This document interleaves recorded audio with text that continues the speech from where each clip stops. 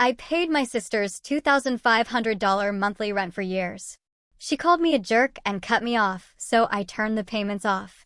What happened next destroyed her illusion. This isn't just a story about a sister who broke my trust. It's about a betrayal so cold, so calculated, it still makes my blood run cold. For years, I truly believed I was saving my little sister from the brink, only to discover she was living the high life off my back, literally, in my apartment, while laughing all the way to the bank. The crisp New York air on Fifth Avenue usually invigorates me, but that night, it did nothing to cool the fire burning in my chest. My heart was a drum, pounding a furious rhythm against my ribs. For 3 years, Emily, my dear younger sister, had been my responsibility. Every month, without fail, I'd transfer $2,500, a significant chunk of my income, to cover her rent. She'd call, always on the verge of tears, whispering, "Alex, I have no money for food. I can barely pay the electric bill. If I move, I'll be in danger. You're my only support." And I, like the naive fool I was, fell for it every single time. I told myself it was for family, for love, for responsibility. But that night, a dark, gnawing unease had settled in. A whisper in the back of my mind that something was terribly wrong. I climbed the elegant steps of her building, my building really, the one I paid for, and rang the doorbell. Silence. I frowned, tried again. Nothing. A cold dread seeped into my stomach. Emily had given me a spare set of keys when she moved in, another favor, so I pulled them out, my hand trembling slightly, and unlocked the door. What I saw inside, it froze me. 2 blonde men, clearly tourists, were lounging comfortably in my living room. My living room. Wine glasses on my coffee table, a NYC guidebook open, backpacks scattered on the floor. One of them looked up and smiled, a friendly, oblivious smile. You must be the owner," he said, in English with a thick German accent. "Thank you for letting us stay here. It's a fantastic place." The world literally tilted beneath my feet. "Excuse me," I managed, my voice a strangled whisper. My heart was a jackhammer against my ribs. "We booked this Airbnb a week ago. My wife and I love it." Airbnb. The word hung in the air, thick and suffocating, wrapping around me like a boa constrictor. It couldn't be. Not Emily. Not my Emily. With fingers that felt numb, I fumbled for my phone. Sweat slicked my palm as I opened the Airbnb app and typed in the address. What flashed on the screen made my throat tighten, stealing the air from my lungs. Luxury apartment in the heart of New York City, $400 per night. No. I whispered it, but my eyes couldn't stop scanning. Every photo, every corner of the apartment. It was mine. The marble table I helped pick out. The designer lamp Emily insisted on buying. My bed. My sofa. Everything. But the real kick to the gut? The description. A luxurious oasis in New York's most exclusive neighborhood. 24/7 customer service. Perfect for travelers seeking comfort and exclusivity. My heart pounded. My hands trembled, gripping the phone so tight I had an irrational urge to smash it. Emily. She hadn't just lied. She hadn't just deceived me. She had scammed me. Used me. Taken advantage of my trust, my love, my brotherly responsibility. She'd been draining me of $2,500 a month while raking in nearly double that, renting out my place to strangers. "Anything okay?" the tourist asked, noticing my pale face. I didn't answer. My thoughts were a crashing storm, dark and furious. How long? How long had this been going on? How could she do this? How much money had she stolen? I closed my eyes, trying to contain the rage bubbling up, searing my throat. My fists clenched, nails digging into my skin. Emily had no idea. Her game was over. I left that apartment without saying another word. That night, New York City shone as brightly as ever, but to me, it had never looked so filthy. The city lights blurred through my windshield as I drove, aimlessly. I couldn't go home. Not yet. The fury inside me was a wild animal, clawing at my chest, demanding release. I pressed the accelerator. Emily had scammed me. This wasn't just about money, it was about betrayal. Manipulation. Blatant, open mockery. How long had she been doing this? Since the beginning? Had she been lying the entire time about being broke? I gripped the steering wheel, knuckles white. Don't act impulsively. I knew I couldn't just call her and scream. No. I had to destroy her. With intelligence. With precision. I pulled into a 24-hour cafe, my fingers icy, and took out my phone. The Airbnb listing was still open. I took a deep breath and did the first thing that came to mind. Instagram. Emily Morgan. At Lux Life. The first few photos made my stomach churn. Emily on the terrace of the Four Seasons, champagne flute in hand, Manhattan skyline glowing behind her. Emily at Per Se, posing with an extravagant 3 Michelin-star dish. Emily by the pool at the Plaza Hotel, bikini, cocktail, with the caption, "Work hard, enjoy harder." Work hard. The irony was a bitter taste in my mouth. I kept scrolling. Dozens of pictures.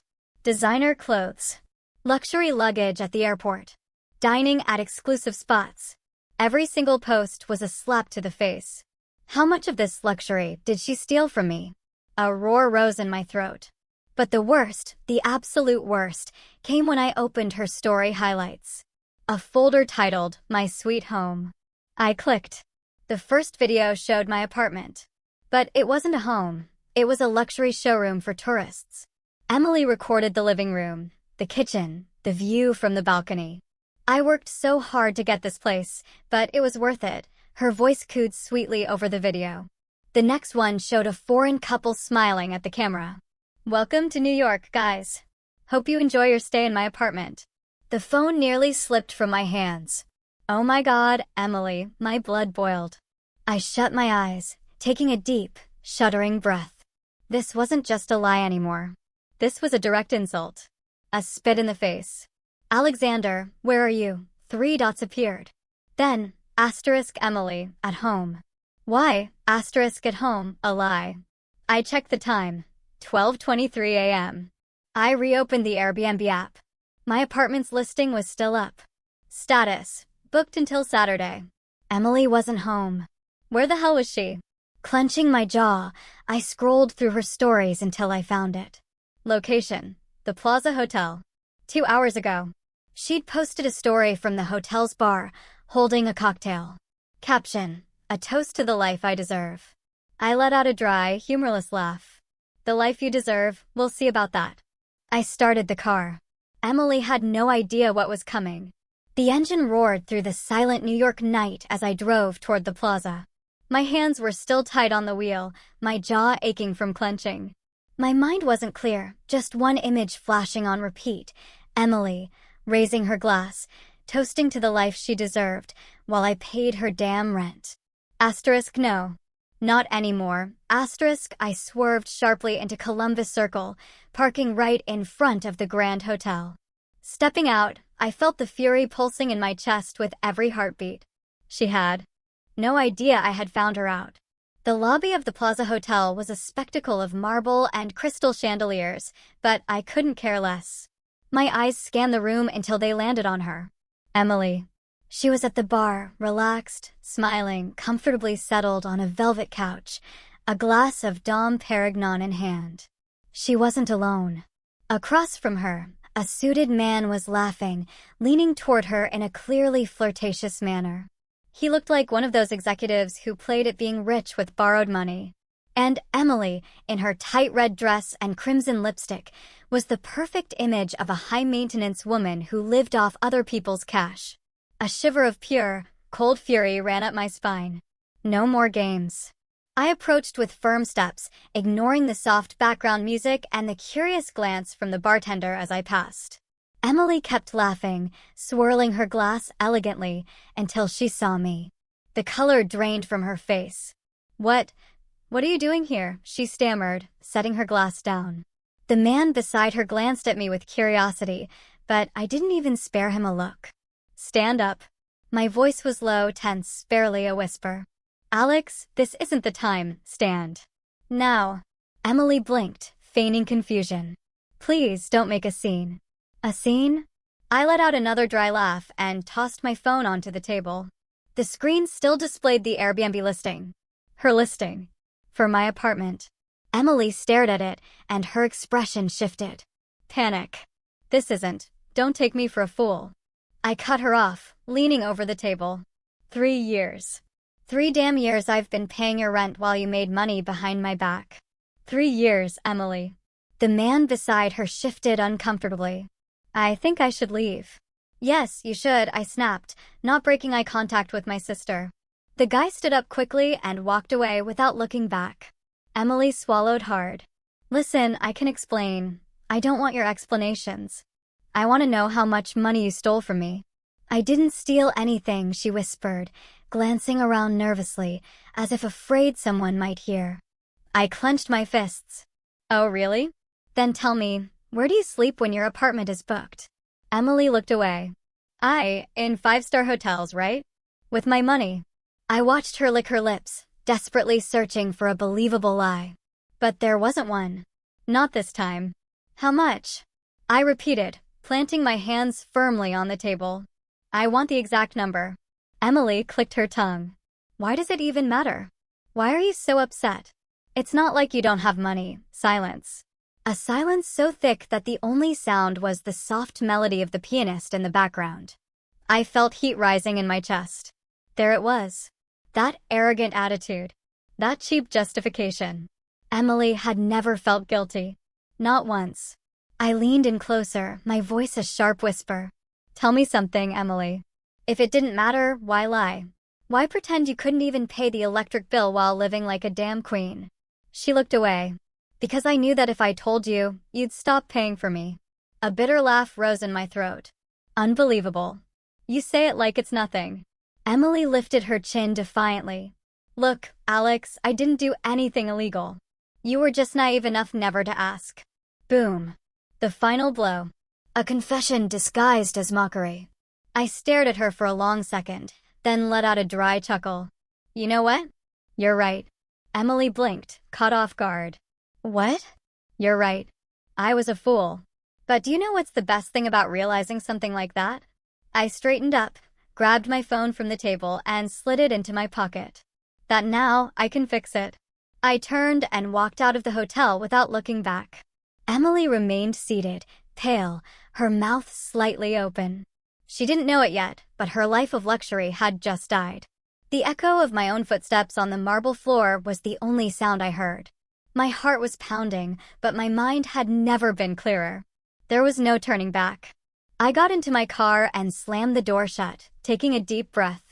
I tried to calm the fury still burning inside me, but I wasn't going to explode. Not this time. I was going to destroy her, calmly, with precision. I pulled out my phone and dialed my bank. Good evening, I want to cancel an automatic transfer. Of course, sir. What's the amount? $2, $500 per month, I replied, coldly. The rent payment for my sister. The operator typed something, followed by a brief silence. Understood, Mr. Morgan. The transfer has been canceled. Done. The game was over. Now Emily was going to fall. The next morning, my phone vibrated on the nightstand. Emily. 10 missed calls. I rolled my eyes and let it keep ringing. A message popped up seconds later. Asterisk Emily. Alex, we need to talk. It's urgent. Asterisk I smirked. Urgent, like paying rent without my money. The 3 dots appeared immediately, showing she was typing. Asterisk Emily, don't be childish. Let's just talk. Asterisk Alexander, you have nothing left to say to me. Emily. Asterisk Emily. Alex, damn it. What did you do? The landlord just called me. He says the payment never arrived. Did you cancel it? Alexander. Asterisk yes, Emily. I did. Asterisk Emily. You can't do this to me. Alexander. Asterisk silence. Then another call. Ignored. I got up calmly and made myself a coffee, enjoying the silence. For the first time in years, I didn't feel the weight of anyone else's problems on my shoulders. Until my phone rang again. This time, an unknown number. Yes. Mr. Morgan? The male voice was sharp. This is James Murphy, the landlord of the apartment on 5th Avenue. I was silent for a second. How can I help you? I need to speak with you about your sister. I just found out what she's been doing with my property. I calmly set my coffee cup down. I'm listening. A neighbor alerted me last night.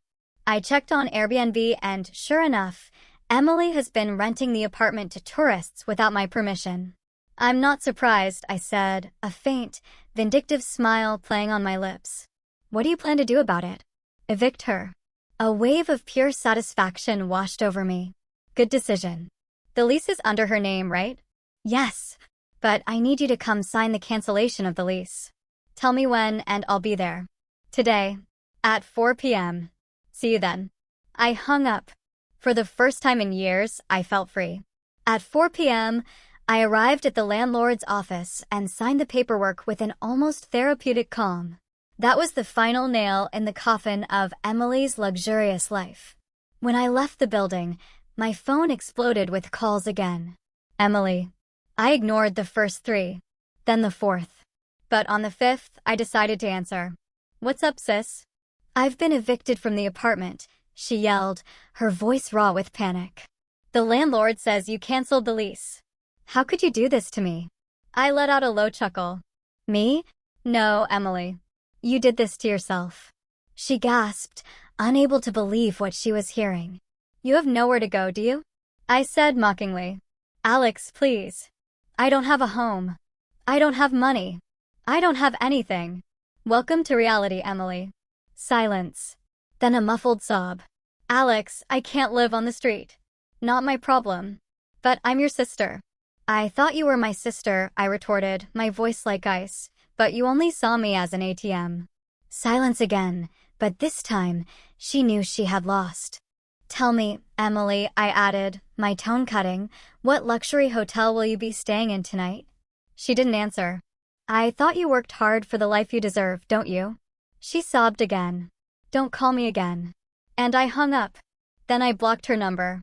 Standing on the sidewalk, I savored the cool evening air.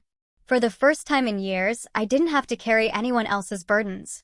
Emily would finally learn what it meant to earn a living on her own. But not with my money. The sound of the rain hitting the windows of my apartment in Los Angeles filled the silence of the night. I sat on my small balcony with a half-finished glass of wine, watching the city lights reflect on the wet pavement. A year had passed. A year since I blocked Emily's number. A year since I left behind New York, Fifth Avenue, and the soul-crushing weight of being her damn personal bank. My life had improved. That was a fact. I no longer had to calculate if I could afford a small indulgence without my bank account suffering. There were no more pleas from Emily. No more desperate calls. No more lies disguised as need. And yet, something inside me still wasn't entirely at peace. That something took shape just an hour ago. An unexpected message from an unknown number. Alex, please. I need to talk to you. It's important. I stared at the screen for several long minutes, feeling a pressure in my chest I hadn't felt in months. I knew it was her. But I didn't reply. Couldn't. Still, the message remained there, glowing, refusing to be ignored. Did I really want to ignore it? 3 hours ago, the night in Los Angeles had been calm, peaceful. Until that unknown number appeared on my phone screen. Instinct kicked in. I knew immediately. I didn't respond, but the phone rang again. And again. By the 4th ring, frustration bubbled over. I slid my finger to answer. What do you want? Silence. Then a nervous breath. Alex. Her voice sounded more fragile than I remembered. Don't hang up, please. I clenched my jaw. My first instinct was to hang up, block her, move on with my life. But something in her tone stopped me. For the first time in years, Emily didn't sound smug.